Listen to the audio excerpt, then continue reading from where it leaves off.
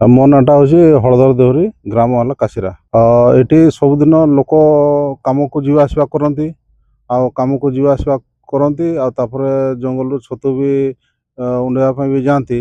କିନ୍ତୁ ଆଜି ସକାଳୁ ଯେତେବେଳେ ଲୋକମାନେ ଯିବା ଆସିବା କଲେ ଦୁର୍ଗନ୍ଧ ଅଧିକ ହେଲା। ଦୁର୍ଗନ୍ଧ ଅଧିକ ହେଲା ଯେତେବେଳେ ଯାଇକି ଦେଖିଲା ବେଳକୁ ଆମର ଗାଁ ପୂଜାସ୍ଥଳ ମା ବ୍ରାହ୍ମଣୀ ପାଟ ସେଇ ଭିତରେ ଗୋଟେ ଅର୍ଦ୍ଧଦଗ୍ଧ ଶବଟା ପଡ଼ିଛି, ଆଉ ସେଇଥିରୁ ଦୁର୍ଗନ୍ଧ ବାହାରୁଛି। ଶବ ତ ପୁରା ଗଳିତ ଅବସ୍ଥାରେ ଅଛି, ଆଉ ସେଥିରେ ପୋକ ବି ଲାଗି ଯାଇଛନ୍ତି, ତେଣୁ ସେ ଚିହ୍ନା ଯାଉନାହିଁ, ଚିହ୍ନା ପଡ଼ୁନାହିଁ। ଆଉ ଆମ ଆଖପାଖର ମାନେ ଗାଁର ତ ସେମିତି କିଛି ଜଣା ପଡ଼ୁନାହିଁ।